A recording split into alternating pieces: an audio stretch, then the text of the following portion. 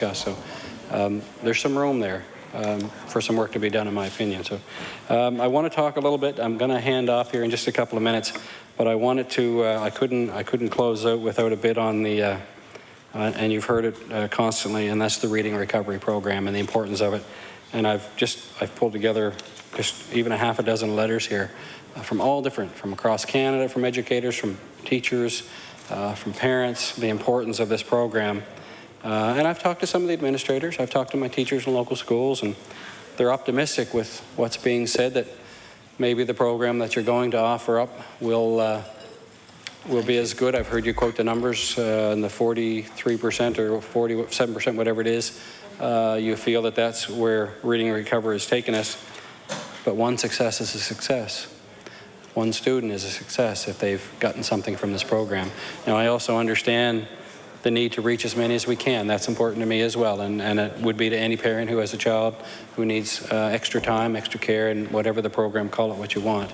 I know that the teachers and the administrators that I'm talking to, as I said, are concerned, but at the same time, they're waiting, they're hopeful that what will be offered in place of it will be just as good, if not better, and we can only hope for just as good, if not better, and obviously better, given the numbers that you're quoting. And I guess on that, without quoting all of what I have here and don't have the time for it, my last question before I hand off to the honourable member from Cape Breton West would be to you. In this new program, do you really think we're going to excel past that 40-odd% that we meet today with Reading Recovery? Do we really believe, and do we have data that backs up that says whatever program it is you're going to bring in, and I don't recall the name and I apologize, but I know you'll give it, is going to be better than Reading Recovery, not just because it reaches more kids or has the opportunity to reach more kids, because there are still going to be kids, and I know you know this, that are going to need one-on-one. It doesn't matter what you call it. There will always be these children, and I know them, and they'll always be there, that need one-on-one, not just in grade primary and grade 3. There's a lot of it, and it goes on all the way through, unfortunately, for a lot of classes and a lot of grades before they can wean off and start to mold back in. And so I would never like to say that you're putting a program in just because, or that it's not something that you're sincere about or believe in, or the department hasn't done some work on, but I want to hear that you can give me some numbers that maybe you can't, I don't know, past, you know that it's 43% or 40, I'm sorry, whatever it is in Reading Recovery. What's it going to be in what you're proposing? And thank you very much. The Honourable Minister of Education. Thank you very much, Mr. Chair. I wouldn't be able to give numbers because numbers for the Reading Recovery have only been made available to us because of the ELA over a 2-year period, because we put in a number of years ago the ELA, the Early Language Assessment, and so therefore getting the data back from Reading Recovery. Now you made a comment that for every child's success, that's one child's success, and I totally 100% agree with you, but I'm also looking at the child that didn't have even the ability to get that success. So this framework that we're going to be bringing in September is the fact that we are now going to be able to broaden out, because Reading Recovery is a prescriptive program that only can work with a child one-on-one, and the framework that we're looking at is that children can work in a group no more than 3, and I know that the honourable member from opposite thought it might be more than 3. It's only 3, because research firmly establishes that children that work in groups of 3 benefit far more than just one-on-one. Now, that being said, one-on-one is going to be part of this framework. If the child, for whatever reason, needs to have some one-on-one work, that can be made available. It's the needs of the children. Now, a child might have something that has happened, that they are distracted, they need to go out and work on one certain concept, and that will be made available. So the other component of this, it's going to be small group work. Reading recovery, a component of reading recovery is best practices in learning, teaching children how to learn how to read. And components of best practices are utilized on a daily basis in all of our classrooms across the province. Under this new framework, the teacher that will be, that has this part of their job will be working with the classroom teacher. They could be actually in the classroom working with a small group, while the teachers working with the other children in groups. All children nowadays within their reading groups are all working within groups. It could be that the classroom teachers works with that small group, and the reading teacher that, and we don't have a name at this point, that teacher will be working around the room. So it's flexible. It's equitable, and reading recovery had no flexibility, and it's not the children that were captured under reading recovery, it's the children that weren't is of most concern to me. But the children then, and interestingly enough, the data coming provincially was quite eye-opening that 43% of the children were not, 43% of the children are reading, were reading at a level that we would like to see them, and what's happening to the other children that it was that concern. It wasn't as successful as we would like, but it's a trademark, copywritten program that required a very prescriptive way that that child is, that received that support. Successful, yes, but not as successful as we would like. So therefore, this program is broadening that so more children will get support that they need. Can I give you the numbers? No, I can't. But are we going to be evaluating that system, that approach, framework? Absolutely. And it's also going to be an evidence base to which children are going to be captured in requiring that support, the same as it in reading recovery, only that more children will be captured in that starting in primary.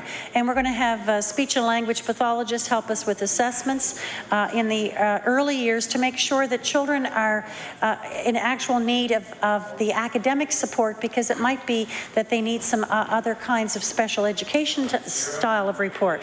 So numbers, I don't know, but we will be able to find out when we do our assessments as our children travel through the system, and we'll also be able to compare that at some point with the data that we had on reading recovery. So with that, thank you. The member for Cape Breton West. Thank you, Mr. Chair. And first, let me congratulate the Minister on her new position, and it's a pleasure to see her and her staff here tonight. I wonder, I know you've talked about the hog formula a few times tonight, and school closures and rural schools are something that are near to and dear to me in Cape Breton West. We have two schools that are up on review right now. One is in Port Morion, the Gowrie School, and the other one is the East Bay Elementary School. And normally, under normal circumstances, the hog formula allows for extra funding for small rural schools under 100 students. However, if they are complexed, that is, they are affiliated with another school within the system, the hog formula then does not apply to that small school. And case in point, East Bay Elementary is complexed with Mountain View Elementary School. So they have the same principles. They're two different facilities. They have different numbers of students, of course, and the East Bay School has a smaller number of students, and it is being denied under the formula, as I understand it, the funding from the hog formula. So now that school is up for review. So I wonder if the Minister could explain to me why, when a board is trying to make a system as efficient as possible, yet a small rural school, which in any rural area is the cornerstone of their community, why it is that the school would be penalized, or the system would be penalized, and the parents would be penalized. The Honourable Minister of Education. Thank you very much. I guess I want to just start off that it's the children that I would be most concerned about, and because that's why we're all here, is in education and MLAs. We want to make sure that our children get the best possible education that they possibly can.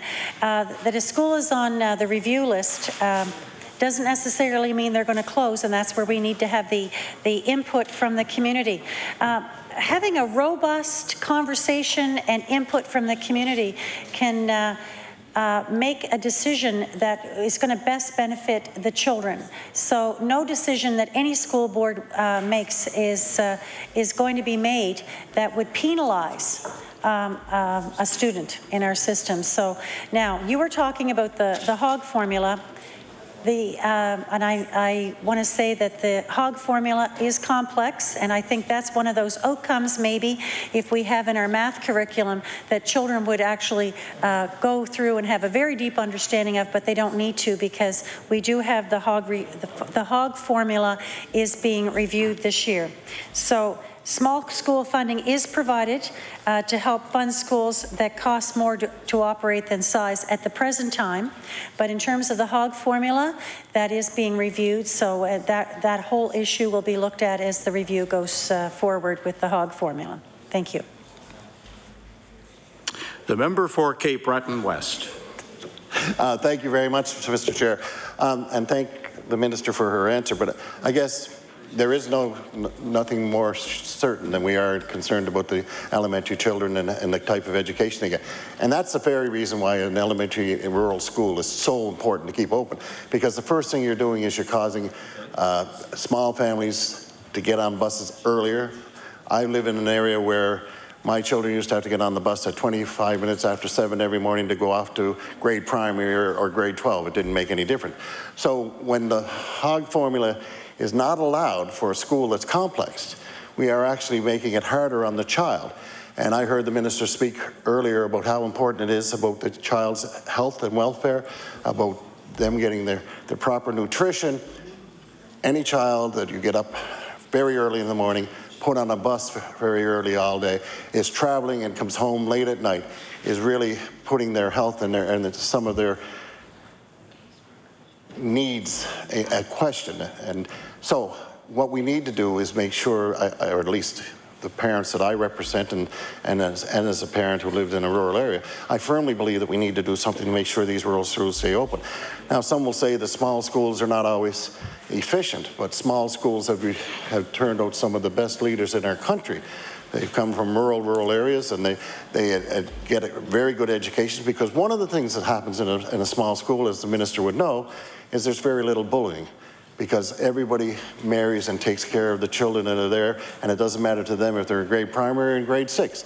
They are members of a family, and they look out for each other. So if the HOG formula was allowed to be in place on a complex school such as East Bay or Gowrie, then again, we'd have the opportunity to give a better education to these elementary schools.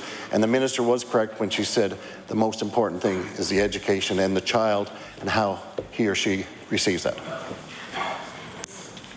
The Honourable Minister of Education. Yeah, thank you very much. Declining enrollments are causing us to make sure that we have to look at things differently, and the model that the review with the HOG formula would need to look at that. But I just want to go back to, not all schools in the province will be staying open, because as a review process, and I don't know about your schools in that situation, but some schools are at the end of their life cycle. You know, some schools are very inefficient with their heating, and so as across the province, as school boards go through with review processes, many things are looked at. Enrollment is one of them. The state of the building is another. What's happening in the community, and the community involvement of what's happening in that school, because the community can be bringing forward their ideas of other ways of using a building, for example. Maybe in that community, a school could partner with daycares. Their small rural schools are very important to the fabric of Nova Scotians. You're absolutely right. The community schools are very important, but as the school boards go through review processes, many considerations are being made. The decisions that are going to be made are going to be in the best interest of children, and sometimes children are going to have to move out of buildings that are just not healthy buildings anymore, and to make sure that they can have the absolutely best programs. So as I said, I'm not familiar with your schools. If they are on the review list, then community has definitely involvement in looking at ways of working with their school boards, but in terms of the enrollment piece, you were asking a number of different things, but in terms of the enrollment and funding with the review, that will be taken into consideration, absolutely.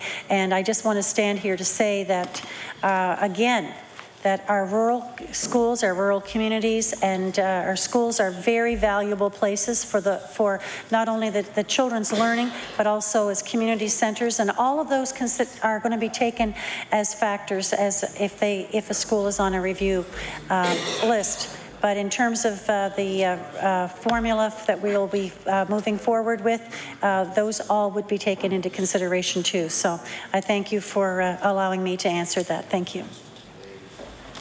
The member for Cape Breton West with 15 seconds remaining. Thank you, Mr. Chair. I probably can't even clear my throat in 15 seconds. I just want to thank the minister and her staff for the time and the answers that they've given here tonight, and I look forward to talking to the minister on a one-to-one basis on some of these issues in the future.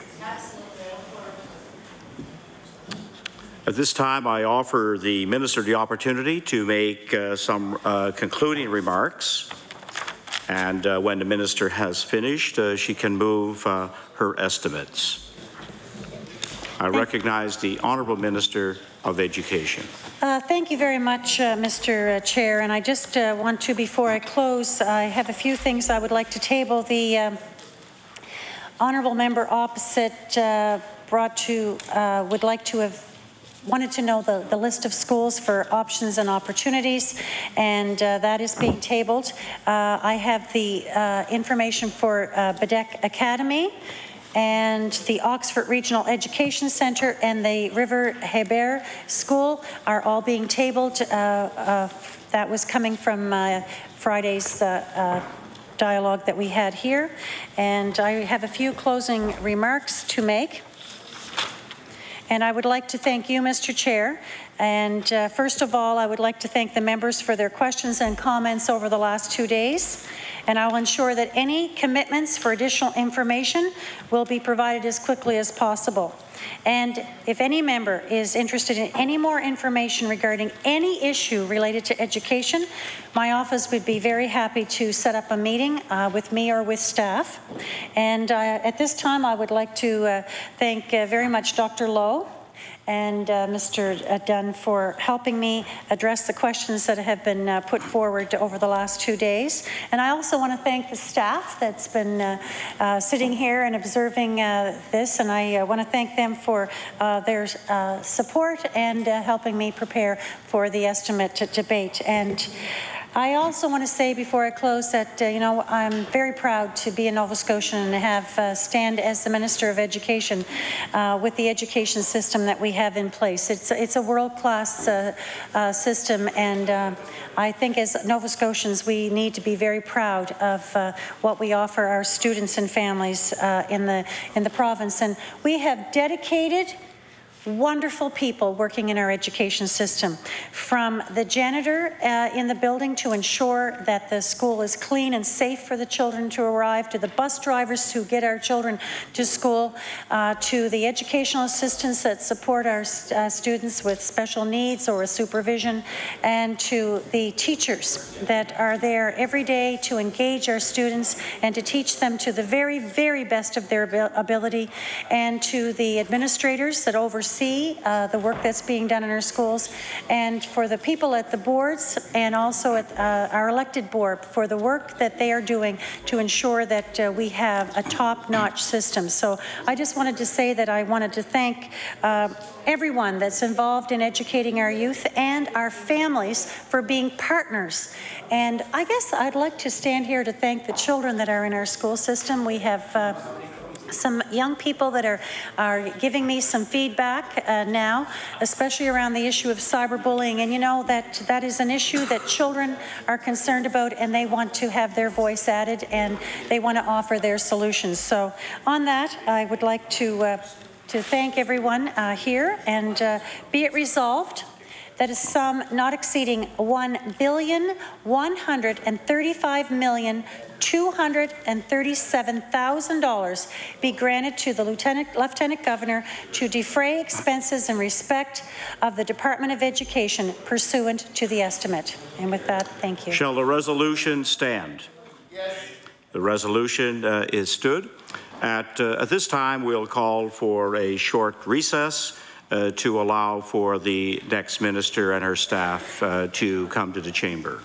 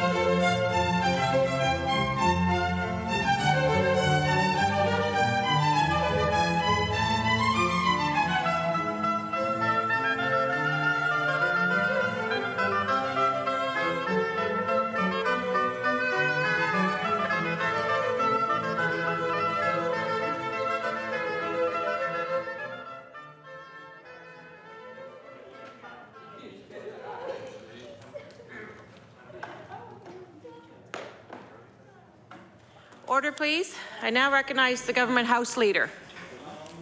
Thank you, Madam Speaker. Madam Speaker, or Madam Chair, would you please call the estimates for the Minister of Health and Wellness and Resolution E11? Thank you. I now invite the Minister of Health and Wellness to, if she would, take the time to introduce her staff members who are here and address the committee. Thank you. Thank you very much, Madam Chair, and good evening to the members. I'm very pleased to be here this evening to discuss the first budget for the new Department of Health and Wellness for 2011-12. And I'd like to introduce two members. The Deputy Minister for the Department of Health and Wellness, who is probably very well known, needs no introduction, but nevertheless, I will introduce him, Mr. Kevin McNamara, and the Chief Financial Officer for the Department of Health and Wellness, Linda Penny, who also needs no introduction, given that she spent 24.5 hours on the floor of the House last year in the spring on last year's budget. At any rate, Madam Chair, I would like to begin by making some remarks about the Department of Health and Wellness and our vision for today's families in the province of Nova Scotia with respect to providing timely access to quality public health care. This is a goal we set when we took office, and one we share with our partners in the healthcare system, the district health authorities and the IWK, the continuing care sector, and other sports agencies. Through them, we work to deliver healthcare treatment and services to the people of Nova Scotia. This year's budget for the Department of Health and Wellness focuses on protecting crucial healthcare services as our province continues on the path to live within our means. We have a balanced approach as we move forward. On the one hand, we must carefully manage a strong, responsive healthcare system, while at the same time place a strong emphasis on prevention. Since I stood here last year, our government has merged two departments into one, so we could bring together the best minds to help us make the better healthcare decisions. This makes sense.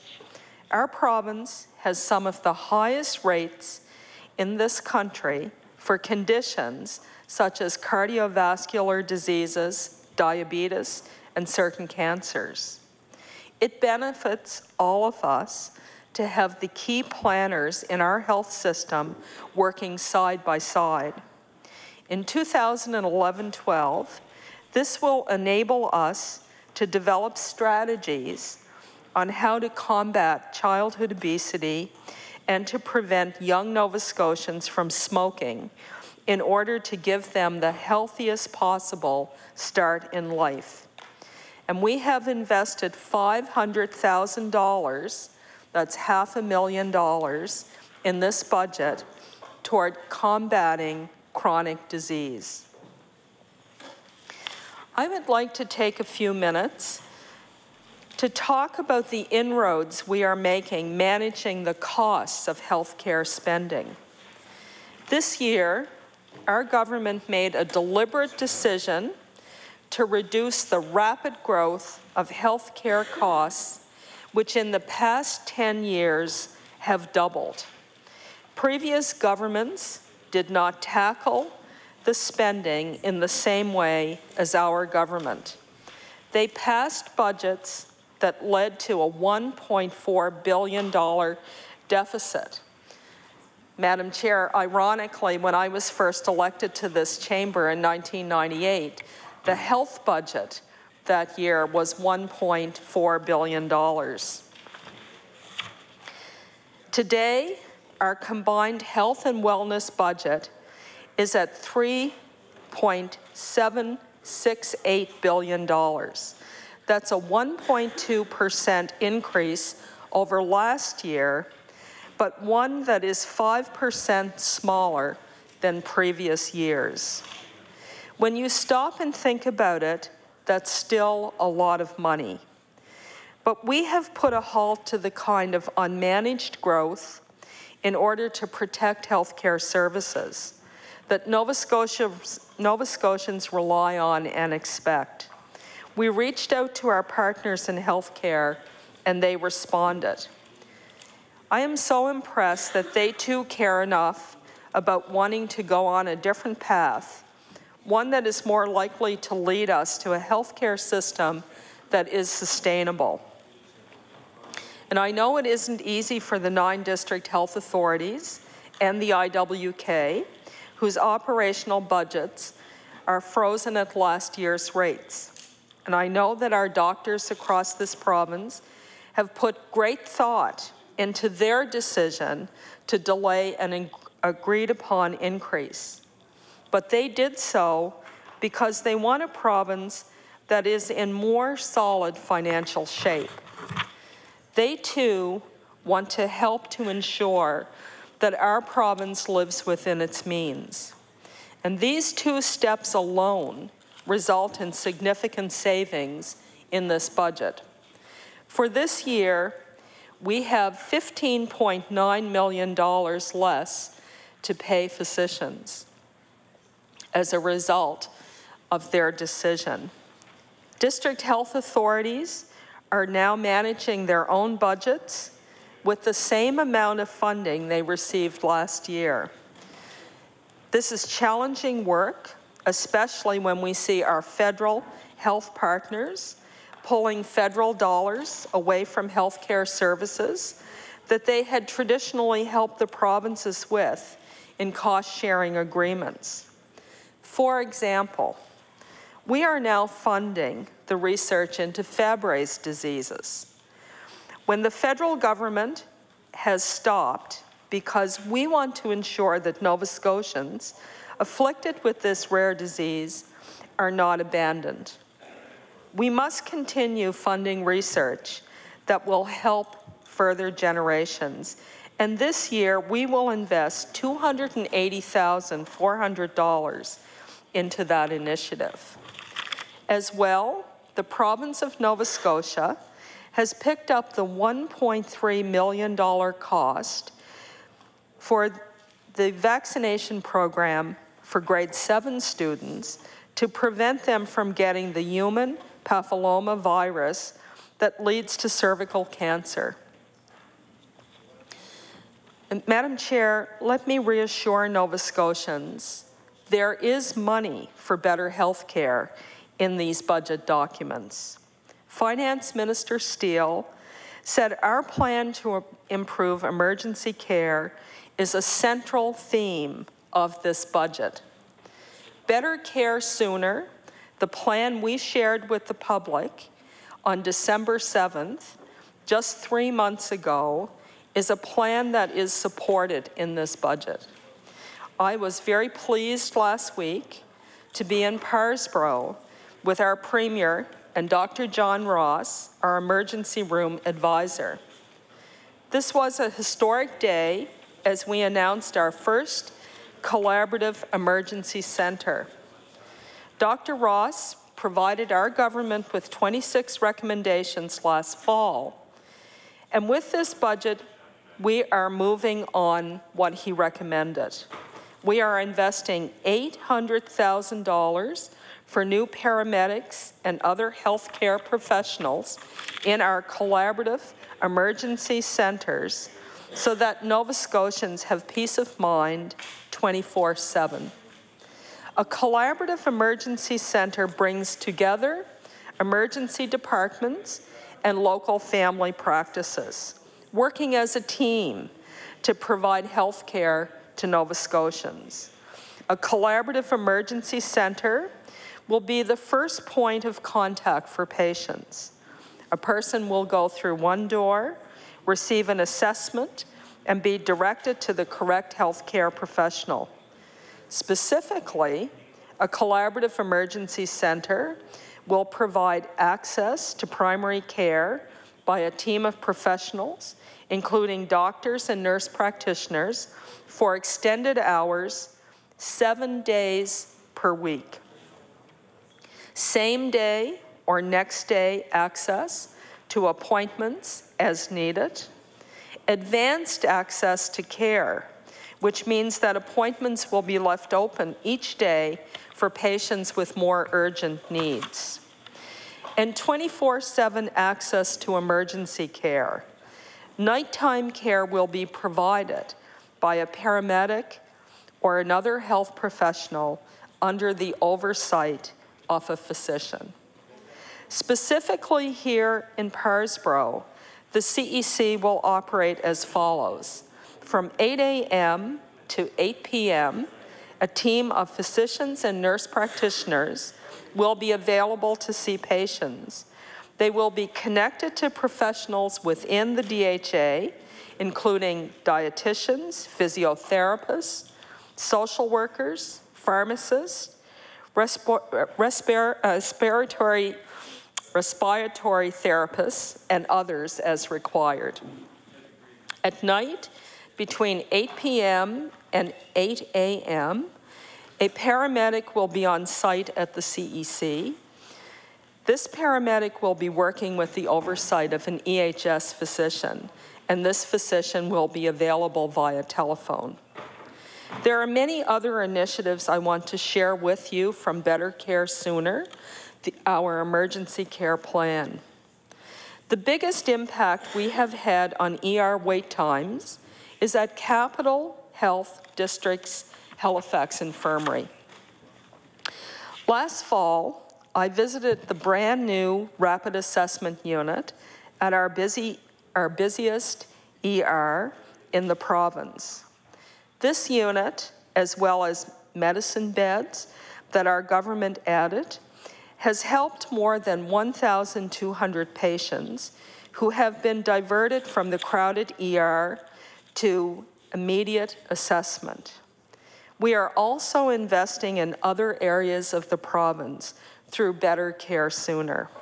This year, we will spend $1.5 million on nurse practitioners across the province. We will spend money to hire nurses working with nursing homes in 4 district health authorities: South Shore, Southwest, Cape Breton, and Cumberland, to better manage chronic disease. By having nurse practitioners come to the nursing homes, residents will have fewer trips to the ER.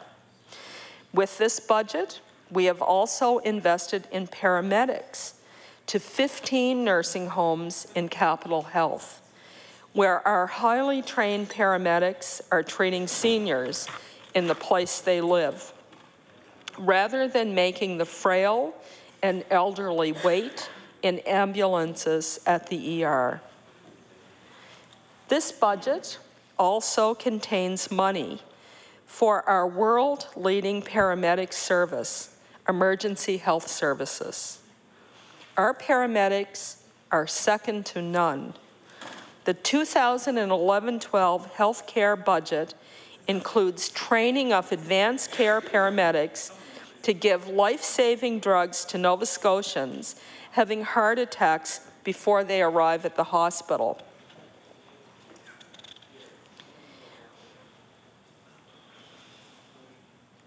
This program is designed to improve outcomes for patients suffering a heart attack by providing early access to potentially life-saving advanced medications previously only available in our hospitals. By the end of this month, the Restore program will be available across Nova Scotia. That means Nova Scotians should call 911 so they can be treated faster, even if it is on their front lawn. As one heart attack survivor from Cape Breton shared with me earlier this year, we are one of the very few jurisdictions in North America to have paramedics trained with this capability.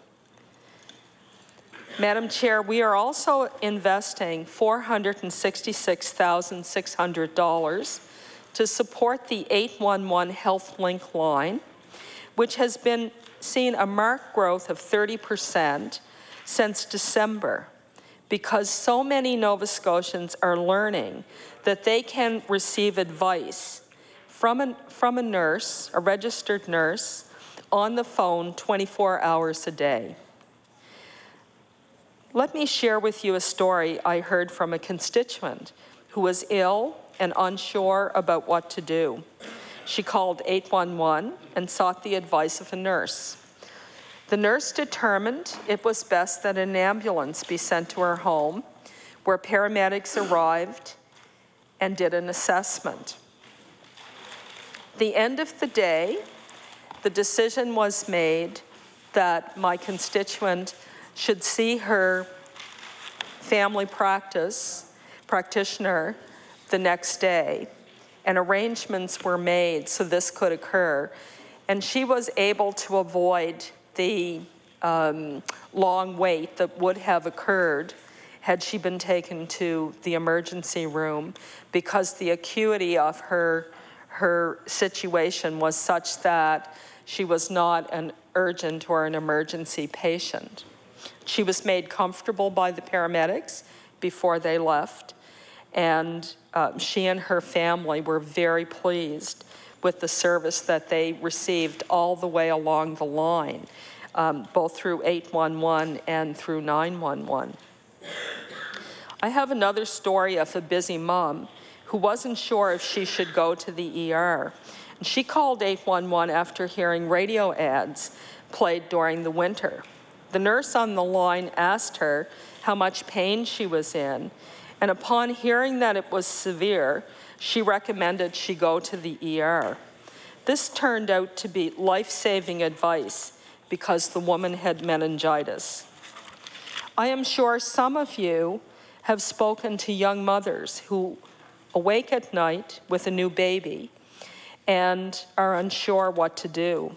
They call our line and get advice. So you see, there is professional advice and help in our healthcare system readily available.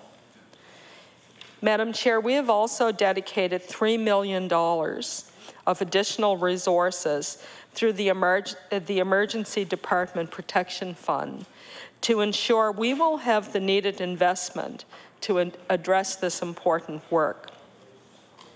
So while previous governments have failed to deal with chronic emergency room closures, this plan will allow Nova Scotians to have predictable, reliable emergency care.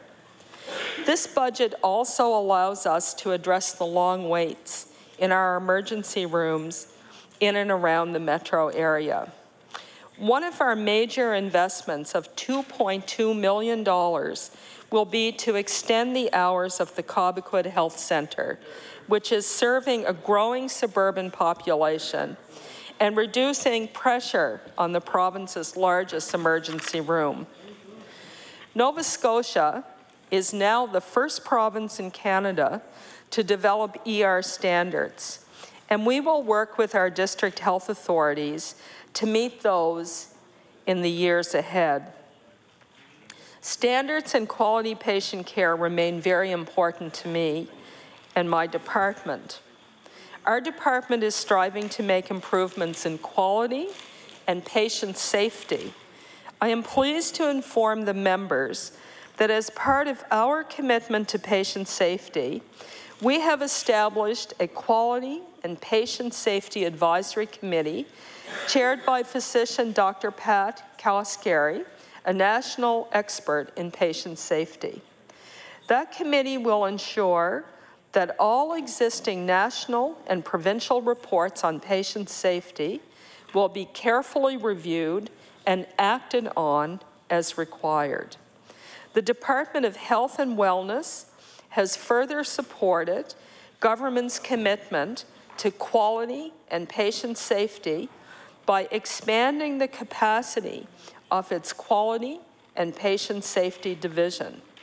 The division now includes infection prevention and control and wait time improvements, and places the responsibility under one executive director for healthcare quality, safety, and wait times improvement. With this budget, we also remain committed to investing in health information systems as a way of improving patient safety and faster access to test results in doctors' offices. Through technology, we are making great progress understanding our orthopedic wait times. We have applied the knowledge we have learned through data to help those patients waiting for a consultation with their surgeon. For the first time, Nova Scotians are seeing an orthopedic surgeon for consultation within the national benchmark of 90 days. This information has helped them better understand what they have to do while they wait for surgery. The 4 regions of the province where we offer orthopedic surgery are embracing this new approach, and we are making a $616,000 investment so that patients see shorter wait times. We continue to work toward improving the time it takes to get a surgery, and we look forward to reporting more success as we achieve it. There's no question that information technology touches many aspects of healthcare in this evolving electronic era. For that reason, IT represents a major investment, and this year we will invest $7.4 million to continue our work. On a new drug information system, once in place, that system will allow us to deliver prescription drugs more safely to Nova Scotians by reducing or eliminating the risk of error associated with unclear handwriting or dangerous reactions from multiple prescriptions. One of the cornerstones of our plan to reduce unsustainable healthcare costs is our plan to reduce drug costs for both taxpayers and seniors enrolled in our pharmacare program. Last July, we replaced the expensive brand label of our most expensive drug, Lipitor, with the generic label helping thousands of Nova Scotians. As well, we went to a request for proposals for that generic drug. Now, I can never really say this, but I think it's atorvastatin. And we're estimating $6 million in saving. I am very pleased to share with the members the success we have had in starting to manage our drug care costs. Our plans for the future will be shared with the public. And today I was pleased to lay out the features of those plans, and we tabled a bill here earlier today on fair drug pricing. We could no longer afford to do nothing, Madam Chair. With drug costs rising so rapidly, they represent 7% of our budget.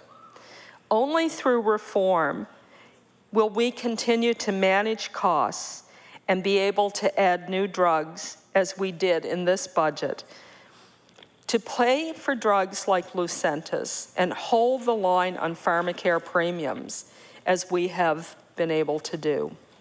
Our goals with this plan are to get the fair drug prices that Nova Scotians deserve, contain the rapid growth of government spending on drugs so that pharmacare remains sustainable, and ensure Nova Scotians are able to get the services they count on from pharmacies in their communities. We are also proceeding this year with changes to the Pharmacy Act that will allow pharmacists to play an expanded role and will result in Nova Scotians having improved access to care. The amendments will allow pharmacists to administer drugs, including vaccines, to order and interpret certain diagnostic tests, and to adjust a patient's medication without them having to go back to their doctor. All of these improvements will help Nova Scotians access services faster and often closer to home. We must also be strategic in our capital investments. And while I wish we could do more, there are $72 million of capital projects that will lead to better care sooner for Nova Scotians, especially those with cancer. Cancer places a great stress on families, and we know that once someone is diagnosed, they want treatment as quickly as possible. This capital budget contains money to purchase and install 3 new radiation therapy units for the Capital District Health Authority, and we will invest a total of $12.7 million. Cancer patients in Cape Breton have already seen quicker appointments and services, all within benchmarks, thanks to the expansion of radiation therapy services in Sydney. Nova Scotia has some of the best clinicians in cancer care in this country. Now we will also have some of the best treatment options available. Those people in Halifax, the surrounding areas who need radiation therapy, will have treatment sooner because of this investment. This is an example of health care services that needed to be protected. The long-awaited Aberdeen Hospital expansion will begin with funding through this budget for phase 1 of that ER renovation. As well, we will invest in the Inverness Hospital so that the Community Health Centre link is completed this year. Mental health, too, is another area in need of enhancement. The news is often full of stories about depression and how it impacts various groups, teenagers, for example. We will continue to work with all districts to reduce waits, and particularly with the IWK, to address wait times for children and youth in need of mental health services. We are starting the public consultation process, seeking input for our mental health strategy, which will provide clear direction for the steps we must take to improve mental health and addiction services for Nova Scotians. We are investing $4 million in this budget to complete by this fall the community living units. They will provide appropriate, respectful care for individuals coping with mental illness. Seniors, too, are another growing population in need of specialized care and services. Our Better Care Sooner plan pays special attention to the treatment of the frail and elderly as they move through the healthcare system. As well, seniors are getting more financial support to remain in their own homes and communities as part of government's plan to provide better care sooner.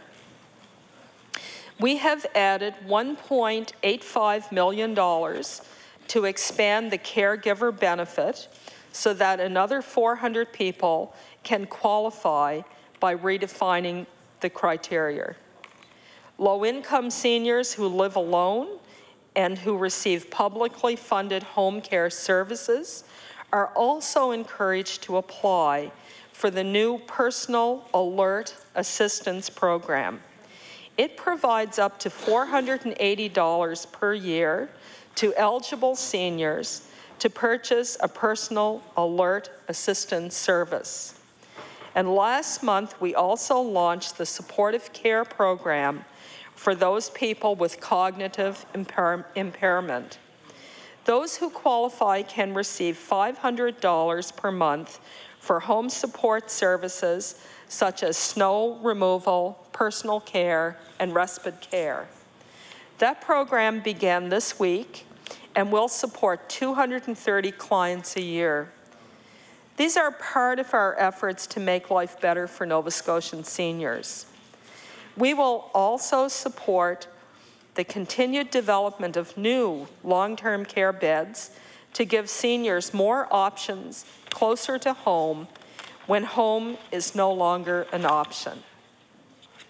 This year alone, we will spend $21 million for 762 beds, 169 new beds, and 593 replacement beds, with ones that are more modern and address the needs of the elderly better. In closing, Madam Chair, let me thank the 41,000 plus people who work in our healthcare system. I have had the pleasure of meeting some of these people in the past year as I toured the province and spent time in our hospitals, clinics, and emergency rooms and waiting rooms. They have my support, gratitude, and respect. Thank you, and I look forward to answering questions from the members. I now recognize the honourable member from Halifax Clayton Park. Sorry, Halifax Clayton. Clayton Park. Thank you. It is Clayton Park. Yes, it is. Thank you. Thank you very much, Madam Chair. And I would like to know how much time is left in our evening. 30, I believe it's 35 minutes. Very good, approximately. That's great. Anyway, thank you very much. And a thank you to the Minister for having her remarks available as well for us to read, because it does help. You've covered a lot of ground today in your opening statement and certainly touched on some of the, many initiatives that are underway, many things that are certainly on your agenda, which is good. We're happy to see a lot of those things being remarked on and pointed out as priorities for the government. A lot of them are areas that the Minister knows are of interest to me. Certainly mental health you talked about just towards the end, which is very important, and I think a root cause of so many of our other problems that we do face and other costs in the healthcare system. So that's just one example of the areas of interest that I see there. Today, of course, was a big day where you introduced one part of the drug pricing. And, again, we're glad to see where that's gone, but also very anxious to see how the other pieces fit together. Some provinces dealt with the issue of drug pricing along with their compensation or tariff agreement with the pharmacists and the expanded scope of practice, sort of all in one package. We're looking at it in 3 components, so I know there's still, I guess the way I felt about it is stay tuned, because there's 2 more pieces to this puzzle that we have to see come down. And I know we're not too far away from it, but I think July 1st is the tariff agreement goal.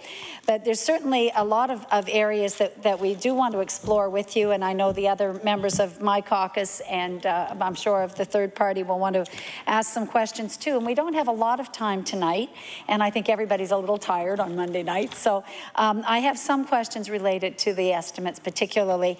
And in just looking at them, of course, you mentioned that 2 departments have been merged into one, and now rather than being the Minister for Health Promotion, Protection and Health, we've now got health and wellness under one banner.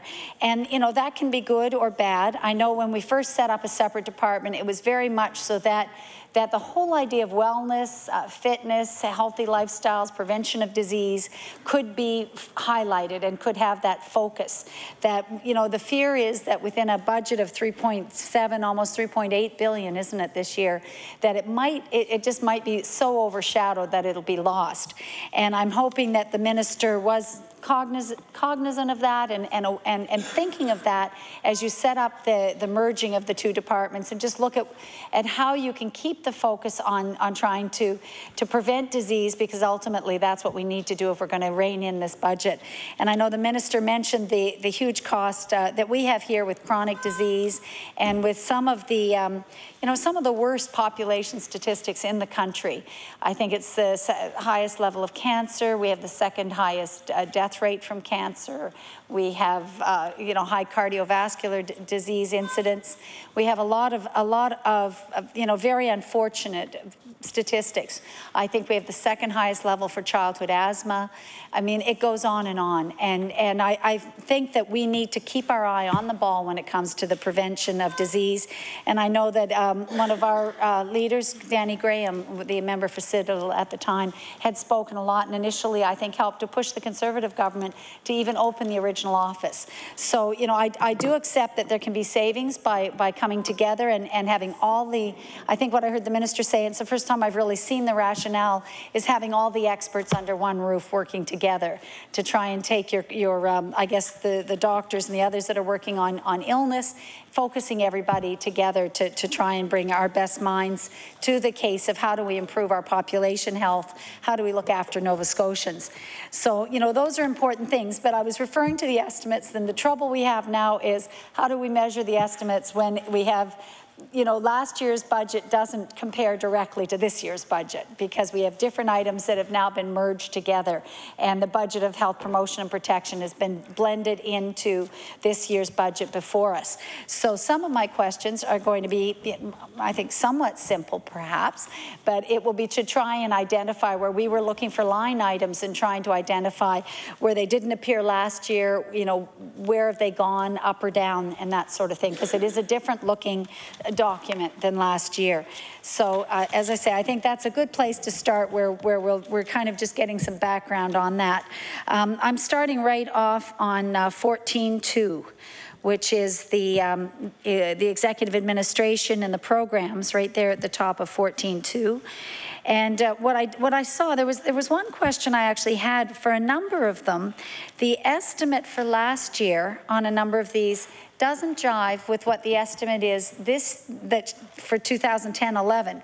So to give you an example, executive administration, the very top line. For the 2010-11 year, it says in our budget this year, it says that our estimate last year was $52,698,000. But if you actually looked at last year's, it's different by $670,000. If you actually had last year's budget book before you, it showed 52,028, which was $670,000 difference. So that one's not so huge, but I wonder why it wouldn't be a figure that's set in stone. If it was last year's estimate, it's last year's estimate. It varies by over $1 million, $1.6 million on medical payments, and it varies by $10 million on pharmaceutical. And maybe Ms. Penny has the information there, I hope.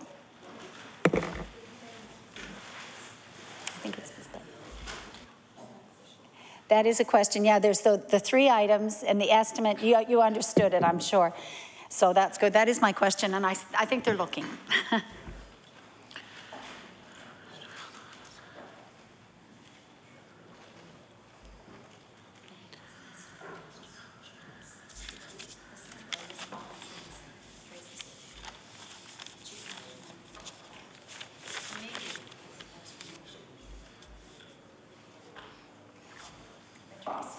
I recognize the Honourable Minister of Health and Wellness. Thank you very much. My staff are indicating that we're not really sure why the estimate is changing. There's been reorganization inside the department, and that this probably accounts for why there are some differences in the line items that you see. The Honourable Member from Halifax Clayton Park. Thank you, Madam Chair. You know, I think that would be something I would ask perhaps you could look into. And I realize if it isn't a clear understanding right now, then I'd like you to look at it, only because something like pharmaceuticals, for example, I wouldn't have thought you would find in the health promotion budget from last year. It should have been a line item last year under pharmaceuticals. And we do see in that one, and it's a huge budget because that, of course, is a big program. The pharmaceutical one last year was $265 million. So as I say, what we're seeing that's this year actually. Last year it was $254. It's a $10 million difference. Today we were talking about the savings in pharmaceuticals that we're looking for perhaps being in the $6 million range. So $10 million is certainly something that I think we'd like to narrow down and kind of identify where it comes from. So that was one thing. And in fact, I think a couple of other departments we've seen a difference in that estimate figure. And I just thought it should be set in stone. I didn't have any sort of academic accounting reason for it. I was asked, you know, just because I have some accounting background, but I said I don't know why that would be. So we'll leave that one there, and those were the three items that I saw in it. If we could go to 14.4, the couple of pages along. There is a question here on executive administration. Again, I guess all those programs fall under that. There's an increase of 20.8 million over the forecasted amount, and almost 15 million of that increase falls under the category called contracted administration. And I'm wondering if you could break down that $15 million line item, it's the second to the last, contracted administration. And I guess what I'm asking there is what would be included in that, and are those consultants or some other kind of temporary employees? And that's the question, Madam Chair.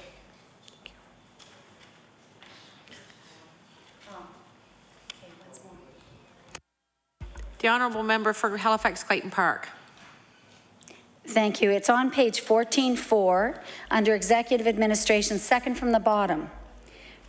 Very second from the bottom of that list of programs and services. So if you look there, it's contracted administration. So I took that to be people on contract perhaps, and it's at $14.9 million this year. The Honourable Minister for Health and Wellness. Thank you very much. And through you to the member, that's the Medivy contract and the Quick Card dental contract. We, so for all of our MSI payments, the Medivy contract and the dental program, the children's dental. The Honourable Member for Halifax Clayton Park. Thank you very much. You'd mentioned the Quick Card dental program, and that is for the children aged 10 and under. Does that also cover the people that get any dental care under social assistance? The Honourable Minister of Health and Wellness. That's a separate contract, and I believe that would be in the Minister of Community Services budget. And if I can, Madam Chair, to the member with respect to the $10 million on the drugs, we had exception drug programs. This would be drug programs for example, people who have had transplants who have to have very expensive drugs. So that was moved from another part of the budget into the pharmacare line, and that is what accounts for that. So it's kind of a reorganization that allowed us to improve the administrative efficiencies of some of our programs. The Honourable Member for Halifax Clayton Park. Well, thank you very much, and because that is a significant amount of money, so that would explain it. Can you let us know whether that pharmaceutical line then has gone up or down or stayed flat this year?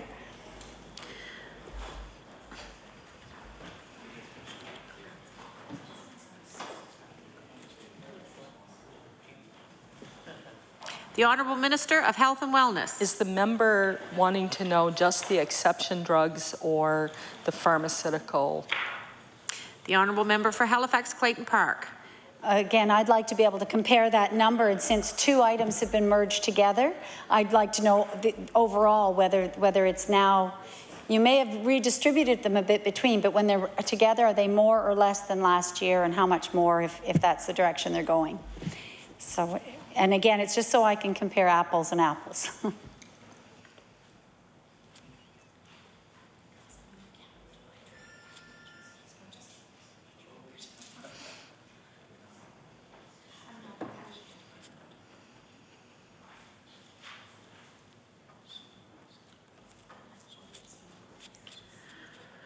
The Honourable Minister of Health and Wellness. Thank you. It's cost neutral. There's no change. The Honourable Member for Halifax Clayton Park. Thank you very much. I'd just like to go to another area of the spending where we're here. I'd like to look at communication officers within the Department of Health and Wellness. And I know that we have seen an increase over the years, you know, and I don't know if it's just been the last 2 years or it's been over many years, but I would like to know within the department how many communications officers you currently have. If we could just start with that.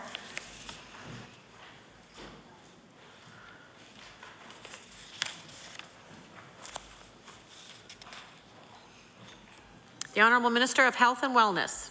While we are having the financial people find the information, I think it's important to have an opportunity to talk a bit about the earlier question that the member started with respect to the merging of the department and the wellness component. I didn't have a chance to respond to that, and I would really like to do that. I did point out in my opening remarks that we have allocated $500,000 in this budget, $500,000, toward the work around the chronic disease management strategy. I think it's very important to reassure the member that not only this minister and the government, but the personnel in the department are very much committed to a wellness agenda that would see the continuum of the work that is done in the department reflect a very strong commitment to prevention and health promotion. And this is very much reflected in the approach that people are taking. As we look at setting up the collaborative care models, primary care, to work with people, part of that whole focus is not only to deal with illness and disease, but really it's to do more work around preventative health care and better management of chronic diseases. And so in a way, the entire focus and priority of the department with respect to better care sooner is one that approaches health care in a much more holistic, I suppose you could say, way in many ways. The Honourable Member for Halifax Clayton Park. Thank you very much. And I think, I'm not sure if it's difficult to find the number right now on communication staff. Thank you. The Honourable Minister of Health and Wellness. Thank you, Madam Chair. Part of the difficulty in locating this information, the communications folks are with Communications Nova Scotia. Excuse me, it's a different department. However, we have 7 staff. The Honourable Member for Halifax Clayton Park. Could you let me know how many there were last year and whether or not you brought some people that transferred perhaps with you from health promotion and protection?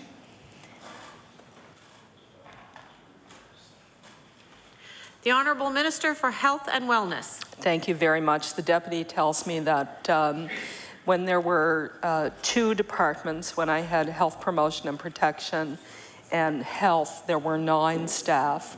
We now have 7. The Honourable Member for Halifax Clayton Park. Thank you very much. I think that is a positive thing, but I wonder if you have any plans to hire more at the moment. The Honourable Minister of Health and Wellness. Thank you, Madam Chair. No, there are no plans at this time. The Honourable Member for Halifax Clayton Park. Thank you very much. Thank you very much. That's a good, quick answer. I wonder how much time is left, or if you could tell me when our time elapses. Time elapses at 9:29. So okay. Oh, we have quite a bit of time, 15 minutes or so.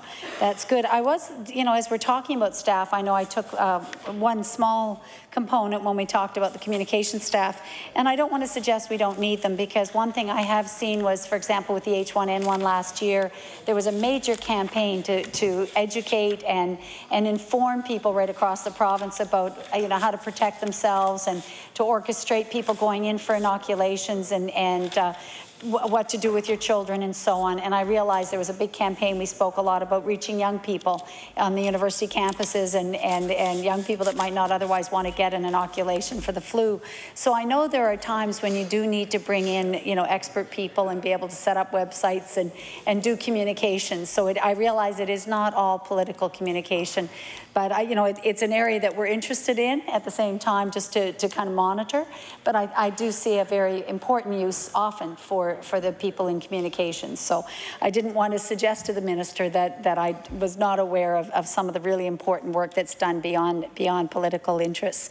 I thought while we're talking about staffing, we might go to the full staff complement for the department and try and compare again where you were with health promotion protection and where you are today. And I just looking under the FTEs that are shown in this year's estimates, we have a small number funded by outside agencies, but not very many. So I guess I'll go with the ones that are departmentally funded, which is the bottom line. But it shows an estimate for last year of $397. You were about 50 or so below that in the forecast for the year at $334. But we're going up to 505 in the coming year. So our estimate for the 2011-12 is 505 full-time equivalent positions. So I'd like to know if you could identify, certainly one component would be the people that have come with you from health promotion, but are there any other major changes or anything that could really account for the over 100 positions? And in fact, we're closer to 200 when you take your actuals. And at the same time, there may be positions that were not filled because you were, again, there was at least, it's almost, how many or less? At least 40 below your contingent on your estimate for last year. So there may have been positions left unfilled because of your merger, perhaps. That's what I heard at Service Nova Scotia recently when their numbers were off, is they're getting reorganized, so they've left some positions unfilled to give them the flexibility to do it and get the right people for the right jobs. But I think the minister's gathering it up, and I will turn the floor over to her, if I may, Madam Chair. Thank you. The Honourable Minister of Health and Wellness. Thank you very much, Madam Chair. First, to the member, I'd like to correct the numbers I gave you on the communications staff. They actually were 12 and 9. So 12 pre the merger between the two departments, and 9 now with the merger rather than 7, okay? I apologize for that, but that's the first thing. Now, with respect to the numbers of staff, the increase in the staff is due to the merger. It is HPP staff coming into the Department of Health, and there's no other anticipated number of new staff, and that's more or less showing there on the bottom part, the various positions, the project, full-time, yes, yeah. The Honourable Member for Halifax Clayton Park. I wonder if the minister would give me the exact number that came from health promotion protection, and then we could perhaps add them to the budget from last year, the FTE budget, and see just where they come from. I don't have one that breaks it down by program. Thank you. The Honourable Minister for Health and Wellness. Thank you very much, Madam Chair. There are 144 positions from HPP, as far as I can tell. Thank you. The Honourable Member for Halifax Clayton Park. Okay, thank you very much. That would give us, if we took the number, the 334 you had at the end of the year, which was your forecast for 10-11, and you added the 144, you'd still be under 500. I get 478. I did that quickly. I'm wondering if you have a lot of unfilled positions, because you were down significantly from your like almost, I don't know that that's 10%, but you were down about 10%, I would think, from where you had budgeted at the start of last year. So I'm just trying to explore where those positions are. I know that the government has a program of reduction. You're looking for 1,100 positions to be reduced over, I believe it was a 3-year plan from the public service, and that is really a cornerstone of the savings that government is looking for, and the finance minister has talked about in terms of curbing spending and being able to meet your targets of turning around a deficit into a surplus position, although we had a surplus last year, much to everyone's surprise, I guess, but still, I know it was a surprise for me too. But anyway, I know that's not where it was expected to be, and that's not where we're looking at this year. So in order to get to a positive position, we have to see some reductions, and I'm wondering if that is part of that trend, but the 505 wouldn't really indicate that it is. So I'm wondering if you could just try to explore a little bit with me where the positions are that may not have been filled, or whether it's a deliberate effort to leave some unfilled so you can, you know, have flexibility perhaps in any reorganization. The Honourable Minister for Health and Wellness. In addition, there were 25.2 FTEs where individuals were working on projects that have been completed. And there are also several new positions that will be added to physician services, but that's very small. It's 2.9. And so that will, I think, reconcile with the 505.4. The Honourable Member for Halifax Clayton Park. Thank you so much. In the new drug unit that you're going to be creating, and I don't have the exact name of it, it's your drug management policy. I'm wondering if you'll be looking at new positions there as well. We just talked about 2.9 on physician services. You know, that is a new initiative, and I would like to know what your plans are around hiring a director and really staffing it appropriately. And I know that'll be top of mind. You were looking at that today, so thank you. The Honourable Minister of Health and Wellness.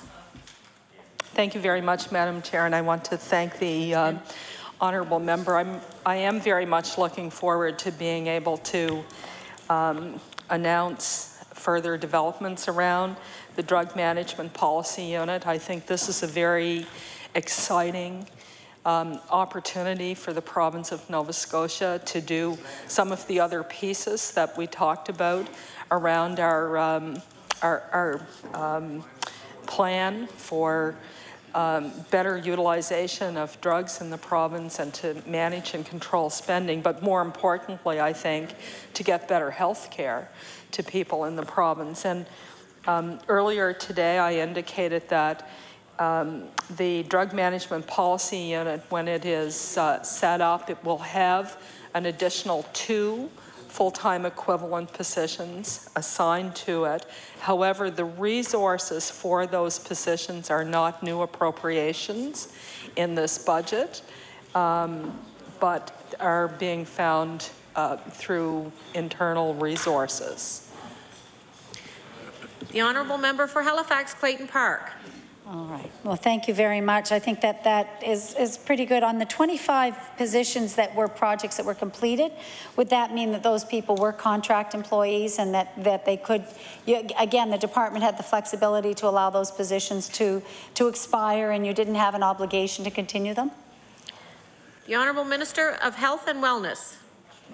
Thank you very much, Madam Chair. These employees were either term or casual employees. And many of those positions are now vacant. The Honourable Member for Halifax Clayton Park. The reason I find that interesting is just if they're vacant now, does that give you the capacity to again, and I talked about flexibility, the flexibility that if you're reorganizing, you can have those FTEs ready to fill and really have money identified for them? Because again, your budget is 505 employees, so one would guess you've budgeted and have the funds available to move into other positions. The Honourable Minister for Health and Wellness. I think that these were additional positions. These were excess positions, and they're not positions that we necessarily intend to fill. The Honourable Member for Halifax Clayton Park. You know, I think maybe we can go into this some more tomorrow. Again, I think it's going to be a bit larger, but you are budgeting 505 employees. And if I take your estimate from the end, or your forecast at the end of the year, and add in the 144 from health promotion, that's 478. So we're still about 25 off. So I think in your budget for this year, you've got 25 more employees that that rest there. And I guess I would ask the minister whether within the Department of Health you'll be able to reduce your staff this year in any meaningful way towards whatever contribution you will make towards the 1,000 or 1,100 reductions that we're looking for over 3 years. And so I'm really trying to tie in your budget of FTEs to the Public Service Commission's commitment to decrease staff through, as I understand it, a rather gentle way of attrition. And nothing, I don't think that the government has any plans to do any harsh cutting. But if you're going to have attrition, where is it, is what I'm asking, and what your contribution would be towards that. Thank you, Madam.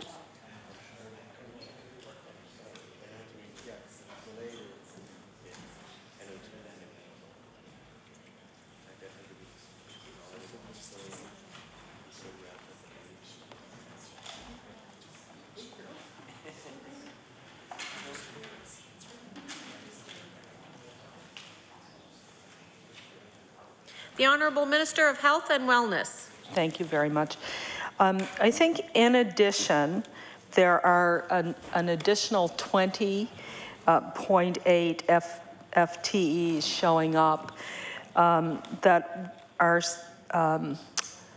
staff funded by external agencies. So we have provincial programs in Nova Scotia, like Cancer Care Nova Scotia, Nova Scotia Speech and Hearing, and a number of other agencies that are provincial programs that aren't funded through the DHAs, and they may very well.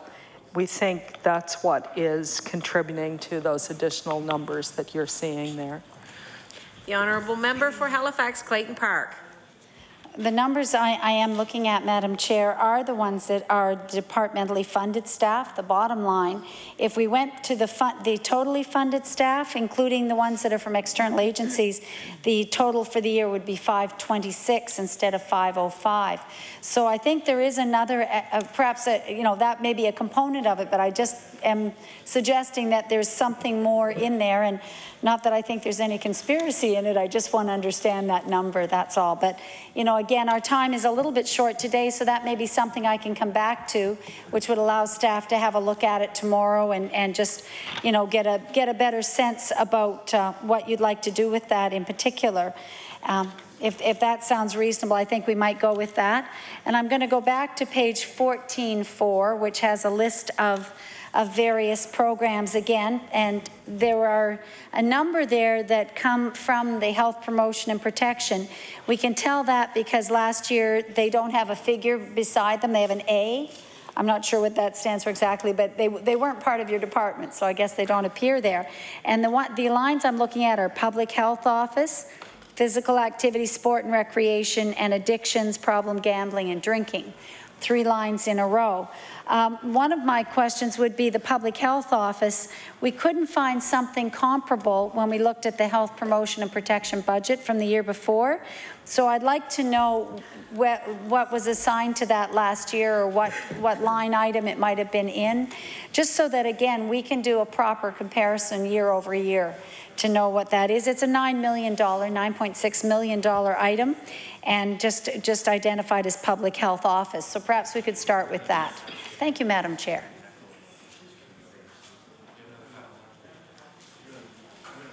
The Honourable Minister of Health and Wellness. So while we get the absolute correct answer on this, I'm going to take a bit of a general stab at this. I mean, in public health, we have the medical officers of health in each of the district health authorities or the regions, and that would be there. We have public health nurses. We have nurses that work in each of the DHAs of public health offices. All of those programs that we deliver, like the vaccination influenza programs and the visiting new babies, those programs. So this is the public health section, and so I feel quite certain that those are the programs that you see. In terms of giving you more detail from what was there last year, we will attempt to do that. But that's the general overview of those services. The honourable member for Halifax Clayton Park with 1 minute remaining. I think actually with the minute remaining, it isn't really a good idea to ask another question of the minister. I have some more just line by line for our discussion tomorrow when we start back in.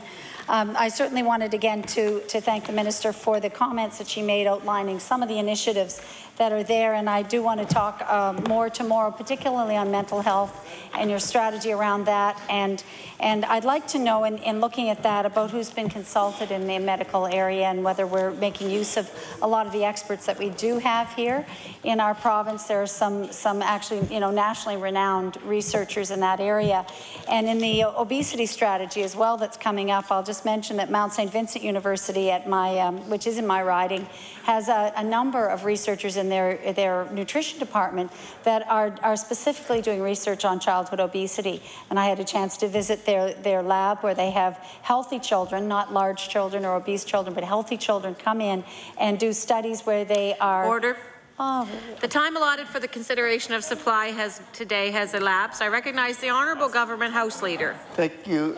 Thank you, Madam Chair. I move the committee to now rise and that you report progress and beg leave to sit again. Thank you. The motion is carried. The committee will now rise and report its business to the House.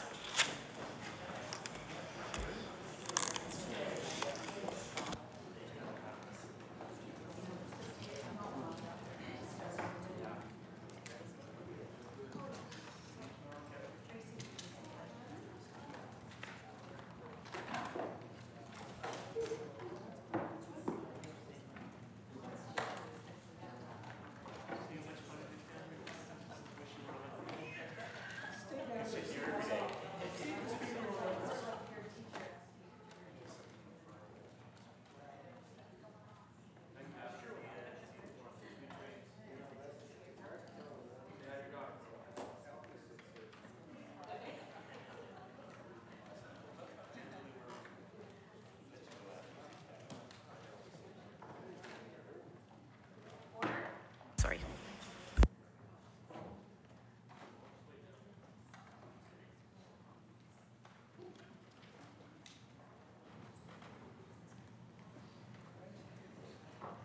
Order, please.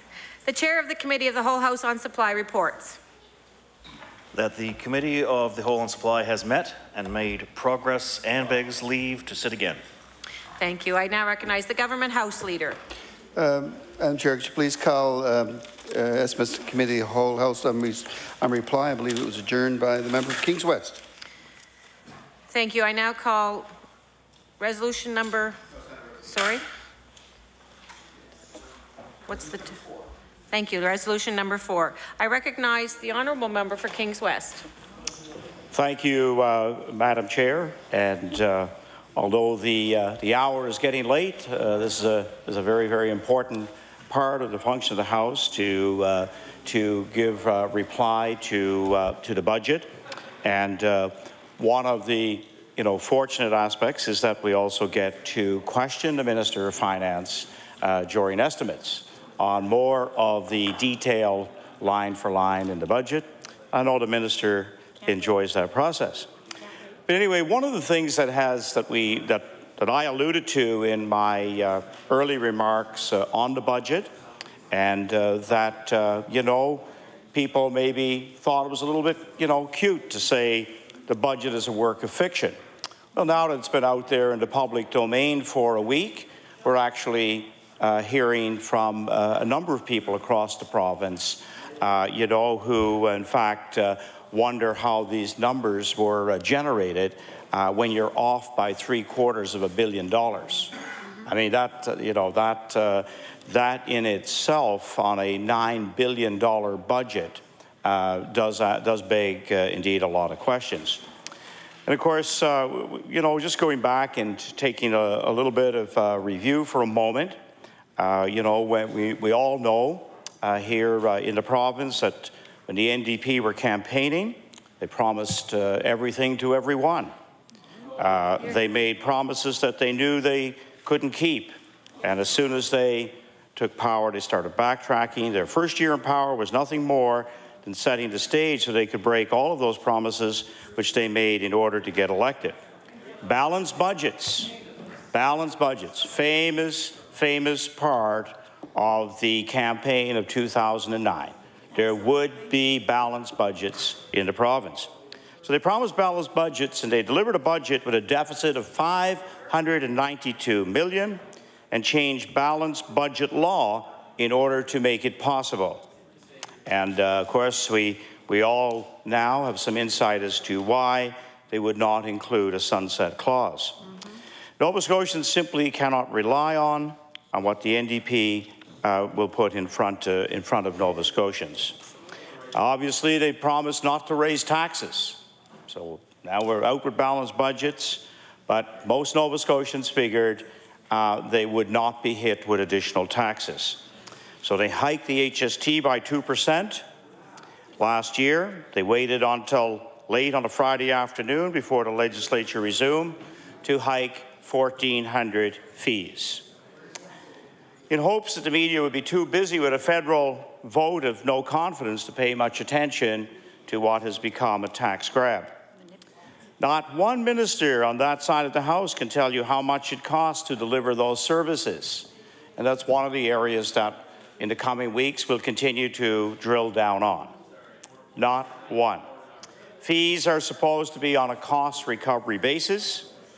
Anything more is a tax on Nova Scotians, and this government has no idea how much these fees cost. In fact, I'm not even sure that they buy their own talking points. Certainly the Premier believes that by increasing 1,400 user fees, his government imposed yet another tax. He must believe it was a tax hike. He said so himself. Only 2 years ago, the Premier stood in his place in this House, and he said to Nova Scotians across the province, they call them user fees, but they're taxes. That's what they are, and many of them, in fact, have been necessarily put in as taxation measures because although they continue to be called user fees, by law, they're actually taxes, Hansard, May 4th, 2009. That is what the Premier said right here in this House. He said that to Nova Scotians, and Nova Scotians believe what he said at the time. So what is it, Mr. Premier? Did you truly believe what you said while you were in opposition, or what your talking points have changed to on that late Friday afternoon when you tried to sneak in yet another tax grab, when you hiked 1,400 fees with no credible explanation as to why? I will make the same challenge I made a few days ago to Minister of Finance, provide this House with a detailed breakdown of all costs associated with each and every fee. Show exactly what each input costs, and then detail exactly how much each of these inputs went up by. We were hoping, I was hoping, I asked the Minister of the Environment to give us that kind of a breakdown on, of course, an environmental assessment that went up by $300, but to no avail. Then, we can debate these changes, and perhaps there is a rationale that we can see open and transparently. Unfortunately, Nova Scotians have learned that the NDP has no love for openness or transparency. They nickel and dime Nova Scotians late on a Friday afternoon.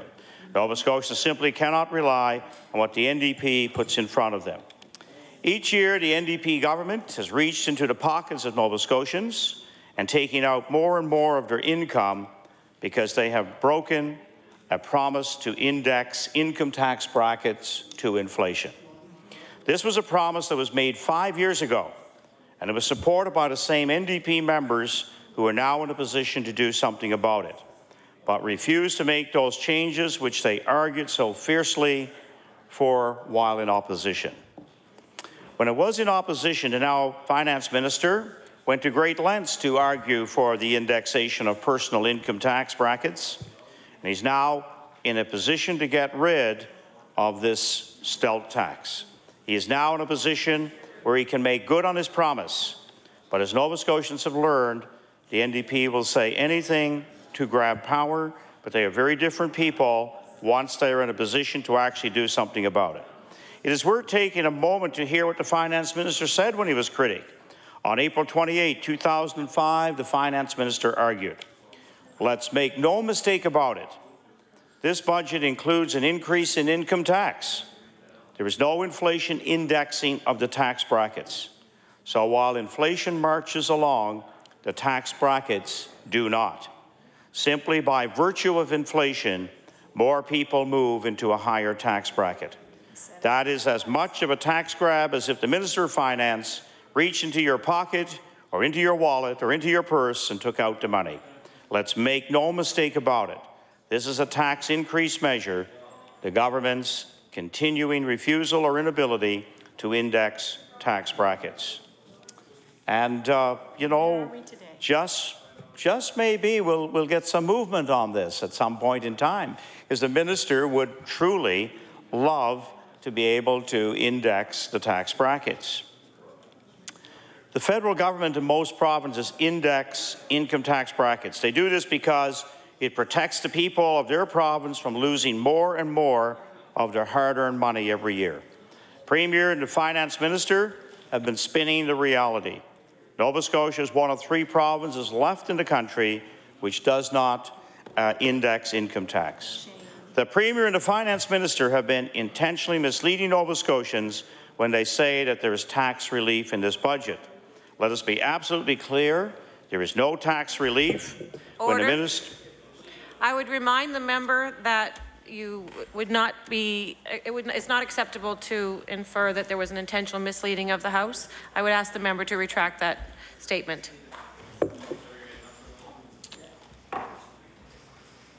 Well, I'll have to consider that, Madam, because I'm not intentionally misleading the House. You could. I would ask that you withdraw that statement, as it was expressed that there was an intentional misleading of the House in your remarks. I would ask that you No, I said I was intentionally, government was intentionally misleading Nova Scotians, not the members of this House, Nova Scotians. I think there is a difference. Just one moment, please. Maybe you can confer. Yes. You think it's cute to say that we're lying to people here? Mislead. You think it's cute? No, intentionally misleading is lying. You think that's cute? You think it's funny? Mislead. You said it was tax free. Shame. Okay, I understand that it is not unparliamentary to suggest that that there was an intentional misleading of Nova Scotians, but I would remind the member that he's pushing it for consideration of appropriate behaviour within the House, and I'll let it go for now. But I'm mindful of. Be mindful of it. Madam Chair, let us be absolutely clear. There is no relief when the Minister of Finances reaches into your wallet, takes out more and more of your money. In fact, if you are earning $40,000 this year, that Finance Minister has taken close to $600 from you this year and took over $600 last year. By simply indexing your income tax, this government, this Premier for whom so many held such high expectations during the last election, this Premier could protect you from his Finance Minister and his endless tax grabs. But we've come to expect this kind of disappointment from this Premier, indeed from the entire NDP party. Nova Scotians simply cannot rely on what the NDP puts in front of them. This NDP government used to be concerned when the provincial government even thought about downloading their responsibilities onto the municipalities. Yet again, it seems that they didn't actually believe what they stood for in the past. Premier has decided to back out of a commitment made to the municipalities and download costs that threaten to cast the municipalities further into financial hardship. By breaking their part of the deal, the nickel and dime party have ensured that Nova Scotians from across the province now will pay higher taxes. Make no mistake, each Nova Scotian taxpayer who sees their property taxes rise will have this Premier to thank. It is 100% the fault of this Premier and his Minister of Finance yet again reaching into the wallets, purses of Nova Scotians from across the province. Now, when it comes to growing the private sector, it's and not the public sector. When it comes to economic development, Nova Scotia has been woefully behind the rest of the country for far too long. Problem is that successive Conservative NDP government have focused on growing the public sector while ignoring the private sector. The plain fact is that in order to grow the economy, the private sector must grow. However, the private sector has been all but ignored by the NDP government as they continue to follow the unfortunate trend which was established by the Conservative mismanagement of our economy. One only has to look at 2003 to see where growth in government expenditures got entirely out of hand. That year, real GDP grew in the province at a rate of 1.41%. However, ordinary government expenditures grew at a rate of 1.96%. This was just the beginning, the turning point, because for the years in which the Conservatives and the NDP have been in office, ordinary expenditures have outstripped growth in the economy by an average of 3.15% a year, or a cumulative difference of about 35%. Since taking office, the NDP have done nothing to reverse this trend. In fact, they have only made it more difficult for the private sector by hiking taxes and fees and by entrenching the public sector's position of growth. There is a place for the government in encouraging economic growth and development, but it is not the place where it currently stands. The NDP government is simply getting in the way of economic growth in Nova Scotia. Since taking office, this NDP government has been picking winners and losers, doling out the cash from the IEF, a fund which they themselves refer to as a slush fund. This NDP government is no different than the crew which would sit around a cabinet table in secret and hand out money to operations such as S&J Potato Farms or Magic Fund Valley. One only has to look to the NDP ridings to see where the cash is flowing, and more cash than ever is being handed out from behind closed doors of the cabinet room under this government. What Nova Scotia needs in order to grow is not more secret, closed-door cabinet deals. What Nova Scotia needs is more basic. It makes up the fundamental building blocks of our economy and the way Nova Scotians do business. And we have called now for the past 2 years for a comprehensive tax review. The NDP came into government with a plan to raise taxes. We didn't know it at the time, but they immediately put the wheels in motion once they took power. They commissioned reports which sets the stage, what they wanted, then followed those reports with a cross-country, cross-province, which was designed to sell tax hikes to Nova Scotians. This roadshow was well orchestrated in order to get the answers that they wanted. They neglected to hear from those many Nova Scotians who were already struggling with our uncompetitive tax regime, and when challenged, the finance minister became incredibly combative with those same businesses he neglected to hear from. The NDP certainly came into office with a plan to hike taxes, but what they haven't done is develop any strategy which would make Nova Scotia competitive. Indeed, we don't even have the necessary data to move forward with reform. What we need is an assessment of our entire tax regime in Nova Scotia, how it compares to other provinces, and the impact and the effect of each tax credit, each rebate, and each regulatory measure. When the finance minister hiked fees, what he and the premier once called across-the-board taxes, he was unable to conclusively state whether these were on a cost recovery basis or as they are intended, or if these increases amount to a further tax on Nova Scotians.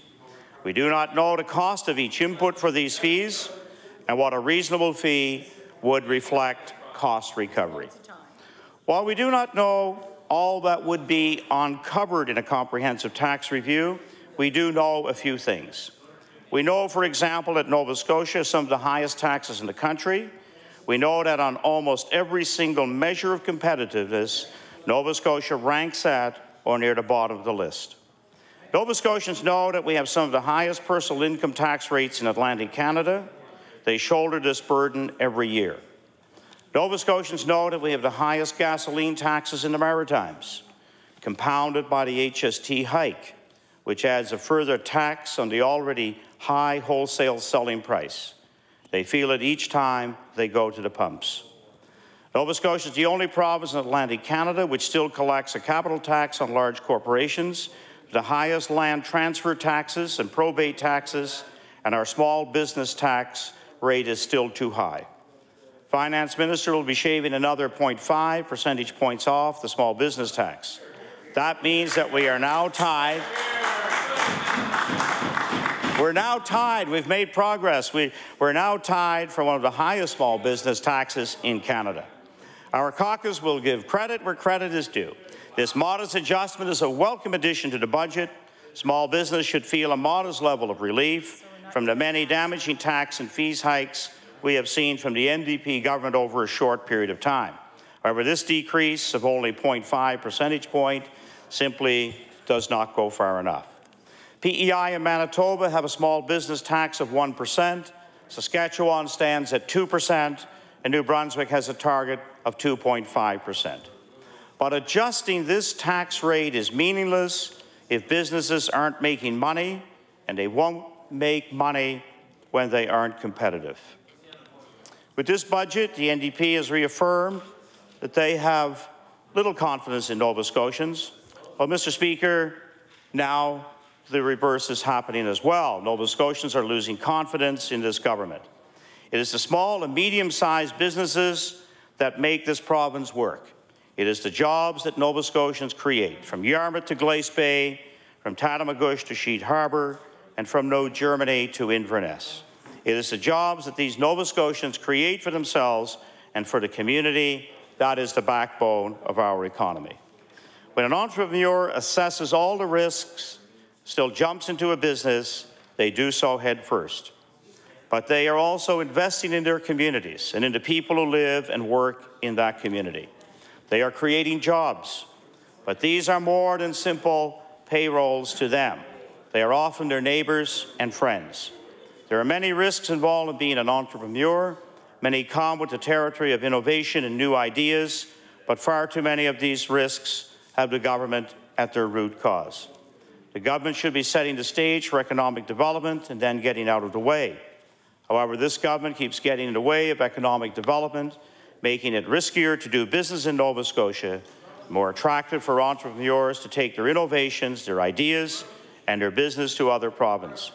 Nova Scotia still suffers from net out migration to other provinces, and the failed policies of the NDP are at the heart of our population loss. For a community business, retail sales can make the difference between sink or swim. Yet the NDP government decided last year to hike the HST by 2%, getting in the way of economic development across the province. For every employer and employee, personal income tax helps determine the economic health and well-being of their family. Yet this province has some of the highest levels of personal income tax, and the NDP have broken a promise they made to match brackets to inflation, getting in the way of economic security of every family. And as the Minister of Finance well knows, his government continues to trend of the last 20 years. Nova Scotia has been dead last in terms of economic growth, including the 2 years since the NDP has taken office. And I do look forward to more detailed questioning on the budget. Thank you, Madam Chair.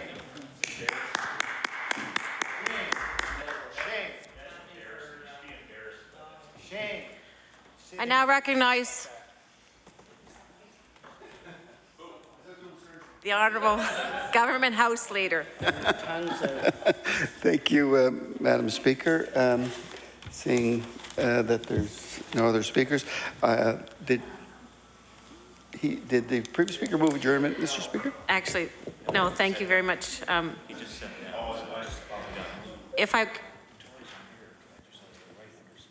Yes. So, Mr. Speaker, Madam Speaker, then thank you. That concludes the business of the day for the government. Tomorrow we will meet between the hours of noon and 6 p.m. and the business after daily return and question period will be Committee of the Whole House on Supply. Thank you. The motion on the floor is that that we now rise to meet again tomorrow, April the 12th, from between the hours of noon and 6 p.m. All in favor, please say aye. Aye. Opposed, nay. Motion carried.